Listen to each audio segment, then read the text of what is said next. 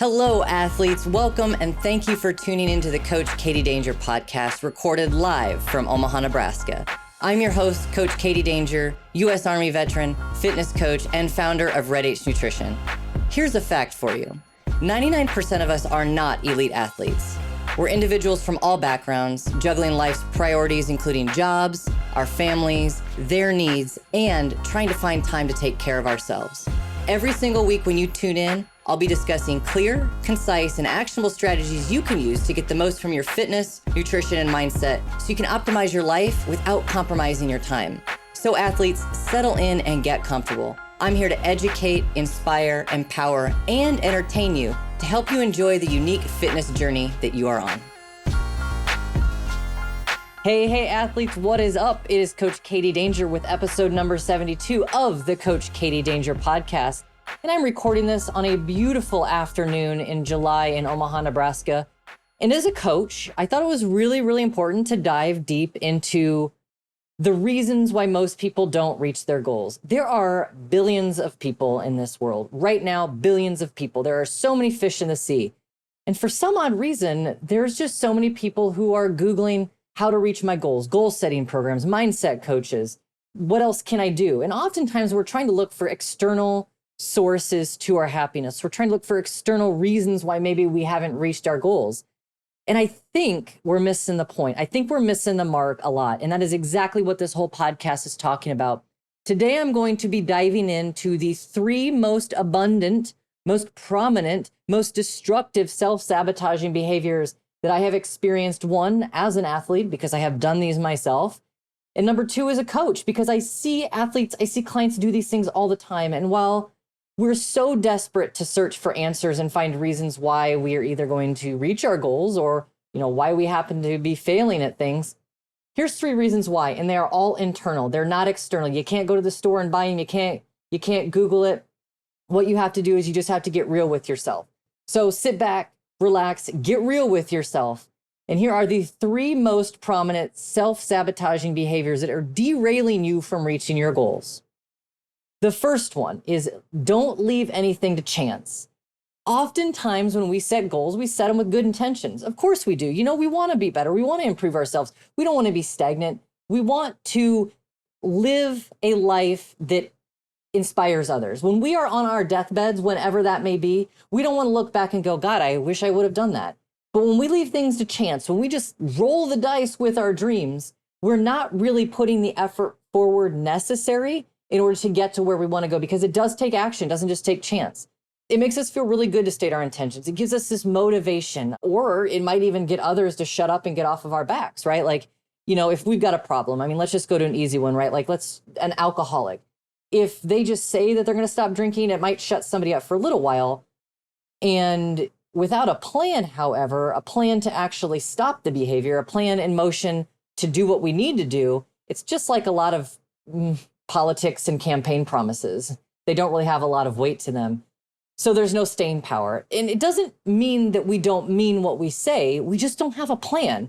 And we don't know how to get there. Without a plan, there is no, how do I get there? If you're on a road trip, now luckily we live in 2021. And most of the times, if we just follow enough signs, we could probably get to where we want to go.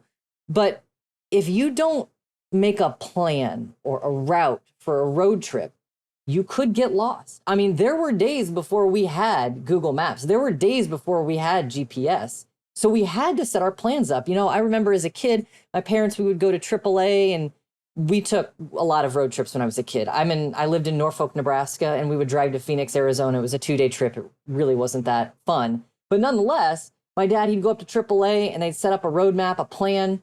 Somehow they had access to what was under construction at the time. So we had detours and things we followed. Just because we have GPS now doesn't mean you can still get by without a plan. Make a plan. Don't leave anything to chance. So when we state our intentions, it's like the ball gets rolling, but we don't even know where it's going or how to get it going there. Without the tools to follow through, without a plan, what ends up happening is we're just in the same spot. It's just like a yo-yo diet. You need a plan to deal with the impulses when they pop up. You can go on a crash diet and lose a shit ton of weight. But if there's no plan on how to take care of things afterwards, after the plan is over, or when those impulses come up, it's going to be very, very difficult to reach your goal. You're going to be stuck in your hell and you're never going to get to your heaven. So here's what you can do instead. You can get yourself a coach. You can start with the end in mind. What you can do is you can picture how you want things to be and be very specific about this. Like I said, don't leave anything to chance. Get very, very specific on what your goal is. Find a coach who can create this plan for you to instill the what and the how to make the plan work for you. That's the key, the plan for you. Don't get a cookie cutter program. Don't get a cookie cutter diet or a workout program. Those are a dime a dozen.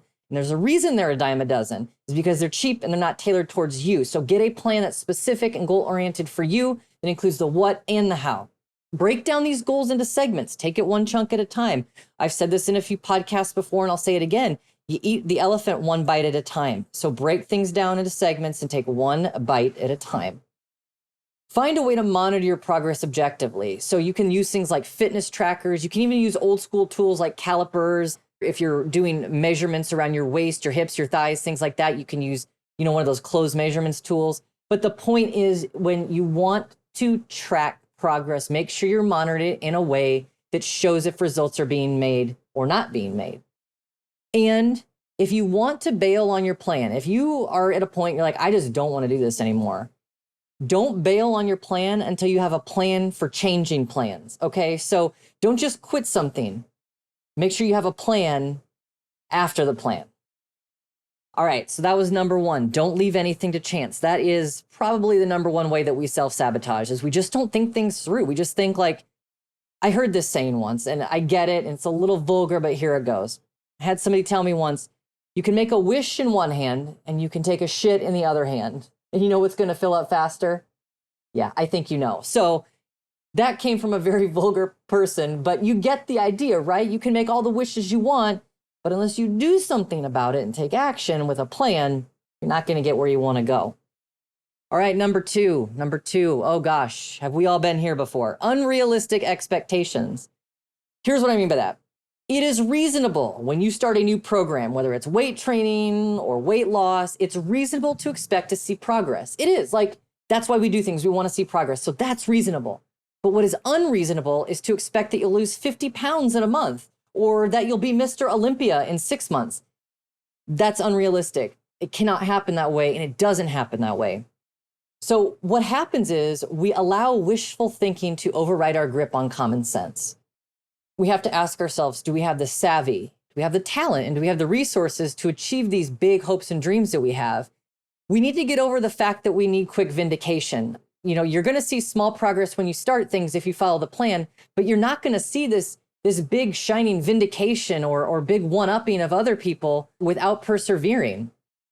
So eliminate that need to win big immediately. So here's what you can do instead. When you're setting expectations for yourself. Ask yourself next time how likely it is to happen. So what you want, how likely is it that what you want is going to happen when you want it to happen? List everything that is necessary to reach your goal. Everything. So if it's a weight loss goal, if it's a substantial weight loss amount that you want to lose, you got to write down everything that you need. And that includes the tools and skills that you need in order to get there. It's not just having the right food in the house. It's not just making a good grocery shopping list or having a macronutrient calorie plan for you. You listening right now, you athlete, you have got to have the tools and skills necessary to make better decisions, to hold yourself accountable, and to assess your progress objectively. Which brings me into looking at yourself objectively. Now, if you don't feel that you can look at yourself objectively, so we have objective and subjective. Subjective it's an opinion. Objective would be more factual based, which sometimes we have a hard time doing because lots of times our self-awareness is lacking. We're our own best critics, but at the same time, we are also good at letting ourselves off the hook, right? So ask a friend, ask a family member, do you have what it takes to accomplish what needs to be done? What is it going to take? What do you have to learn? What do you need in your life? What skills do you need?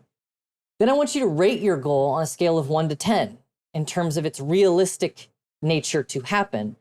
1 is unrealistic and 10 is totally doable. Now, the lower the score, the less realistic something is, the more likely and the more I will suggest that you have a contingency plan backup. So if you have an unrealistic goal, make sure you're emotionally ready, have a contingency plan.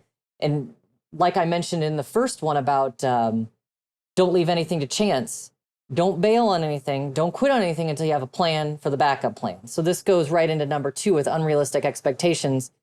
Don't treat long shots. Don't treat unrealistic expectations like they're sure things to happen, because if you do, you will more than likely be disappointed and you will not want to continue on. So what you should do is treat sure things like sure things. So treat realistic expectations realistically and treat long shots like long shots, and you won't be disappointed very often. And more than likely, you'll get what you deserve in life as long as you're willing to put in the effort. And here's another thing for you. Just because something is realistic doesn't mean it's reasonable. And just because it's reasonable doesn't mean it's realistic.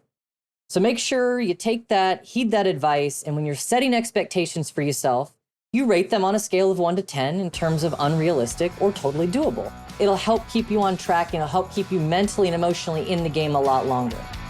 Hey, I know, and you know, that I talk a lot about using supplements on your fitness journey and reaching your full potential.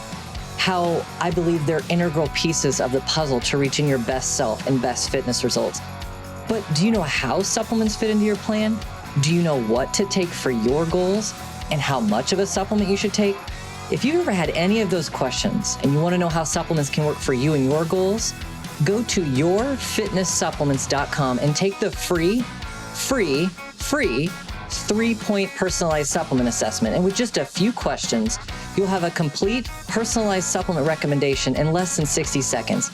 You'll know more about how supplements fit into your fitness goals, what's safe, and what's effective and perfect for you. So type in yourfitnesssupplements.com in your internet browser, take the free assessment, and get on the fast track to your best fitness results. And the third thing I see that people are doing to self-sabotage themselves is quitting too soon. I don't know how many times I've talked about this in my podcasts, in my emails. I say it to myself every day, but if something is worth doing, it's worth doing. And the process itself is rewarding. It's not about the outcome. It's about the process and how it makes you feel to know that no matter what comes up, this is a worthwhile endeavor and you're not going to give up.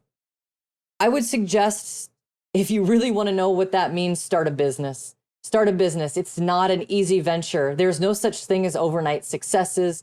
It just doesn't work that way. Those are things that take perseverance. Wanting to be Mr. or Mrs. Olympia, going to the CrossFit Games.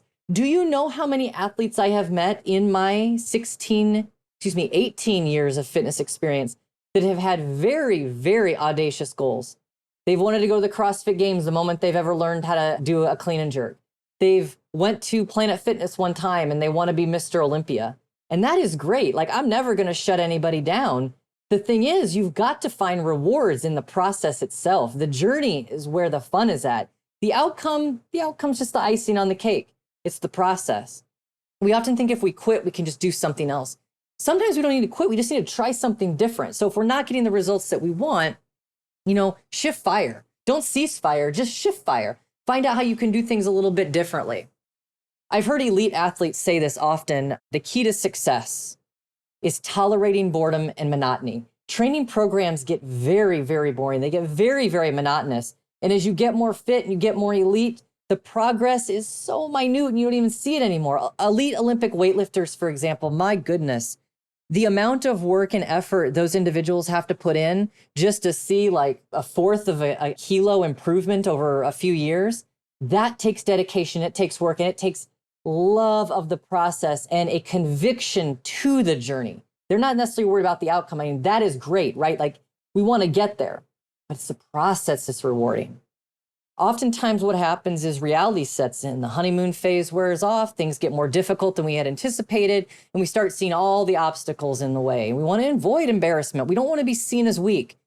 So instead of admitting this to ourselves, instead of saying, you know what, I might not be doing as well as I thought I did, or maybe I bit off more than I can chew and shift fire, we just decide to quit. We cut our losses and we quit.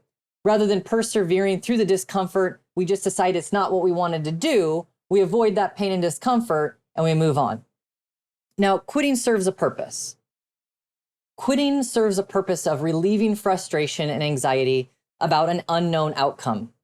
It keeps us from confronting this deeper sense of fear that we have about ourselves, about our abilities, about what we're actually capable of doing. If you've ever tried anything before and you've ever come to the realization that you just didn't have what it takes to get to where you originally wanted to go, you will know how disappointing that feels. And quitting feels like the only option. I have been there before. I had once believed that I was capable of going to the CrossFit Games and hitting the podium. I believed that. I trained hard. I mean, I had physical gifts, I was able to make regionals really easily. Why couldn't I get to the next level? There were just some things in my life that either I was unable or unwilling to tweak, physical gifts that just really didn't match up to the quality and level that was needed to get there. And that is okay, because instead of just quitting on my dreams, I have shifted fire. I have become a fitness and nutrition coach who wants to educate, inspire, and empower. So I didn't quit. I just shifted my goals. I thought a little bit differently. And I'm like, I can still be in this game and I can still give back and do amazing things for other people and educate, inspire, and empower. So when we quit, one, we deprive ourselves of a reawakening, of learning more about ourselves. And then we also deprive others of maybe the gifts that we have to share, that because we don't stick with something long enough, we never really realize that we're capable of giving. So quitting comes at a steep price. It comes at a price. Not only do we not reach our goals, but we also lose credibility. People are watching. They watch me, they watch you. If you're a fairly decent performer in the gym that you go to, people see you. People are trying to learn from you. And the last thing they want to think of the person that they're watching and they believe in or who inspires them is that they're a quitter. Quitting comes at that steep price. We don't learn things about ourselves that we should. And sometimes other people see us and we lose the credibility with them as well. So that's a really steep price to pay for quitting. So here's my suggestion, and I kind of mentioned it before. Instead of abandoning ship altogether, take a pause. Take a pause and reevaluate your course of action and shift fire. Don't abandon ship, don't cease fire, just shift your course of action. Reevaluate, okay? Failure is only a failure when you stay down. We get knocked down 1,000,000 times, but if you get back up 1,000,001, you're not a failure. You've seen it on Batman before, right? Like, we only fall to get back up, or whatever his dad said to him when he fell down in that well. I'm trying to remember Batman. Excuse me if I get some of the details off, but you get it, right? Don't quit. Don't quit. Don't give up on yourself. Quitting too soon is such a huge reason why we end up not reaching our goals. So let me reiterate the 3 ways that we self-sabotage, the 3 main ways in which we, stop ourselves from reaching our potential. Don't leave anything to chance. Don't set unrealistic expectations, and don't quit too soon. Here's what you got to do. All of this together. Take action, but taking action takes awareness. And when you have awareness, you can take better action. So don't think about getting things perfect. Okay. A lot of people like, oh, I don't want to start until everything's perfect. Take messy action. Get out there and do and try and see and explore. But be aware of how you're getting, what feedback you're getting from the world, what feedback you're getting from yourself, what feedback you're getting from your friends and family. Take action and be aware. Nothing will ever change in your life unless you change. Here's a couple things I'm going to leave you with, you guys. It's always a good time to get started. Take that messy action. Who cares what it looks like? Being stuck in where you're at right now, treading water, running in place, maybe you're even walking backwards, metaphorically, it's not going to do you any justice. So take messy action and get started. There's never a better time to get started than right now. You have to know there's a problem in order to make a change. So unless you're willing to get a little bit more real with yourself and know that you have some of these hindrances in your life, you won't be able to make a change. So just get honest with yourself. Who cares? Like, nobody's going to judge you. We've all got these tics. We've all got these habits. We're all human. Sometimes having the will is not enough. You have to have a plan. You have to have a way. There's research out there that shows that even the most high-spirited, well-intentioned, motivated people cannot reach their goals if they don't have a plan. So having a will is great, but it's not necessarily enough. So make sure you have the will and the motivation and drive, but you also have a plan in place. And no matter how old you are, you can always teach an old dog new tricks. I don't know where that saying ever came from. You can't teach an old dog new tricks, but it's silly. It's not true. You can always teach an old dog new tricks, and we know this. We see it with humans, we see it with animals. There are fewer things that feel better than overcoming self-defeating behavior and showing yourself that you can. If you're looking for a way to feel better, if you happen to be listening to this right now or later on in the day or in a few days, and you get to a point and you're just kind of feeling depressed about yourself and just not really content with where you're at, try to take some action, overcome that self-defeating behavior, because there are very few things that feel better than that. I mean, knowing that you've been able to overcome your vice and your self-sabotaging behavior, that's just like a big F you to whatever self-sabotaging behavior might be lurking around the corner. So go out there and get it. Don't let any of these things stop you.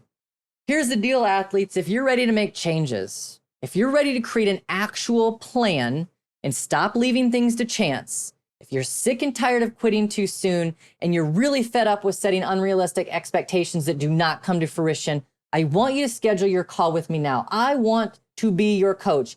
At the very least, I want to learn more about your goals, the challenges that you have, the things that you're doing right, the things that you might not be doing so well. And we can come up with an action plan. Remember, there's a will, but there's got to be a plan involved. So schedule your call with me. And you can do that at metabolicamplificationformula.com. It's a free call. We'll chat for 30 minutes. I'll tell you exactly how I can help you. And then it's up to you to pull the trigger and take the action. So schedule your call with me, metabolicamplificationformula.com. Let's hash out your goals in real time, develop that action plan, and move you forward. Because athletes, you deserve this, but you have to take action. This is episode number 72, athletes. And as always, I want you to believe in yourself. I want you to trust the process, enjoy the journey, and don't ever, ever quit on yourselves. Until next time, athletes, this is Coach KDD, over and out. This is thepodcastfactory.com.